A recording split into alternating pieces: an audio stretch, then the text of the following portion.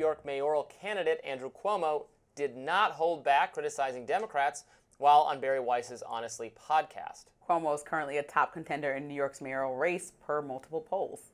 Cuomo told Weiss that radical Democrats cause political paralysis by allowing perfect to be the enemy of good. Let's listen.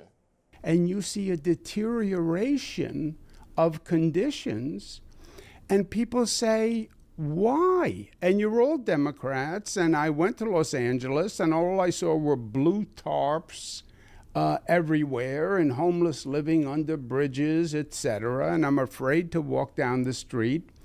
And it's all Democrats who are in charge.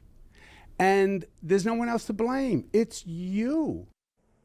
It's good to note the DOJ opened up an investigation this week into Cuomo after congressional Republicans accused him of lying about the administration's coverage, his administration's COVID response.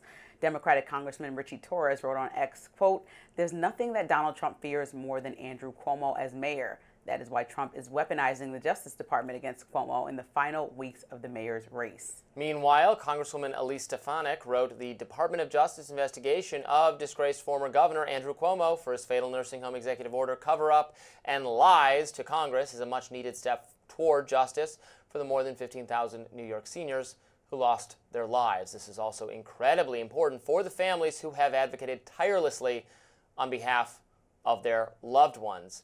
I'll be the first to admit that COVID response was not great because he was hailed as a hero, and then we found out a lot of information, which is part of the conversation, the larger conversation we have about the distrust of politicians as a whole, but specifically now with the Biden news, the Democratic Party. And so he needs to just own up to that, and that should be his press tour as opposed to allowing this investigation to take over his campaign for the last few weeks. Yeah, it's unfathomable to me that he is seeking office again and is, I think, likely to gain office again, because it's not, we talked about this on Rising a lot, but it's not just that the actual response was not nearly as good as it was hyped, and it is true that other states made the same nursing home decisions and that there was some federal directive to do that, but then what he did that is uniquely evil is that he wrote a book about how great his response was and directed the people helping him write the book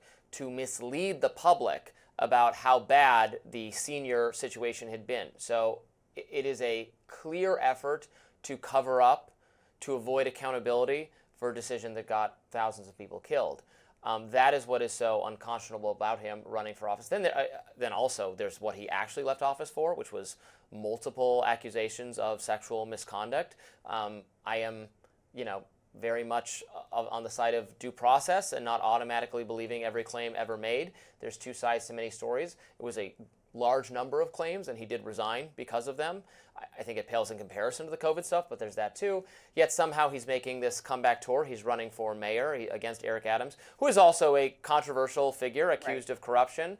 Funny enough, they're both like trying to out right-wing each other. They're both like, Democratic mayors have led to all this collapse and destruction. I'm like, well, you're both Democratic officials, but I don't know. He's on Bari Weiss's podcast there. Bari Weiss has a very important outlet, the Free Press, that is not explicitly conservative. It has a variety of perspective, but often talks about crime and disorder from a conservative perspective. So maybe that's why he was leaning into it. I'm thankful I don't live in New York City. I don't know how I could pick between the two of them. I mean, I would not vote for. I would not vote for either of them. In full disclosure, I certainly would not vote for Cuomo. I couldn't imagine voting for Eric Adams either. But I think Americans have a short-term memory, specifically when it comes to Cuomo, somebody with that much name recognition, and so that probably is why people have allowed him back into the arena. I also think that it's interesting, like you said, that instead of finding solutions on the rebrand and next steps for the Democratic Party, he is taking the time out to criticize the Democratic Party, knowing full and well that voters in struggling cities usually turn to Democrats because they are much easier or lean into safety nets and programs that advocate for the working class. So that's why, these cities will vote in Democratic mayors, because oftentimes the decline is not driven by specifically who's running each city, whether it's blue or red. It's like deindustrialization or federal policies that affect the area in a negative way, or the even automation coming into stores, making people lose jobs. So these are all reasons why cities might have more homelessness, or cities might have less people working, and different rates of people on different government programs. And so I think that that is really an important thing to understand, that you cannot push away the same base that is working class or trying to get back to work by acting like you're so disassociated with the whole party. That's whole stance was to protect that same working class and protect government programs that protect people who fall out of that working class temporarily.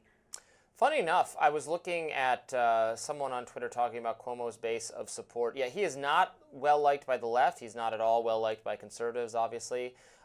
His base, I didn't know this until I read this article, is like older, more moderate black voters in New York City. That's who likes Cuomo the best, which is, again, another lesson of identity politics, that he's not, Eric Adams is black, but Cuomo is more popular with black males than Eric Adams is. It doesn't correspond to surface racial characteristics. I think once Eric Adams cozied up to President Trump, a lot of people who were, there was a clear divide being from New York, and people He's looking at that pardon. That felt that, yeah, he wanted the pardon. We know what the interests were, but people said, another victim of the deep state. You'll do anything. Lindsey.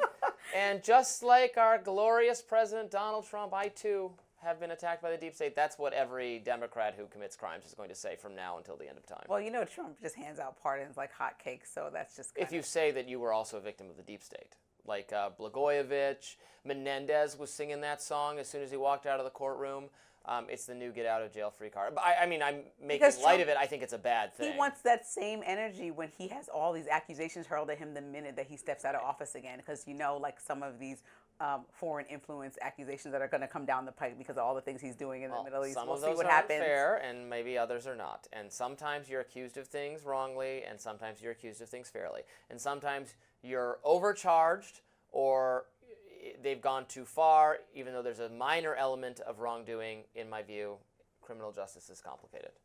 It is. That we can agree upon. Criminal justice is complicated. All right, we've got a lot more to talk about on Rising today. Stay with us.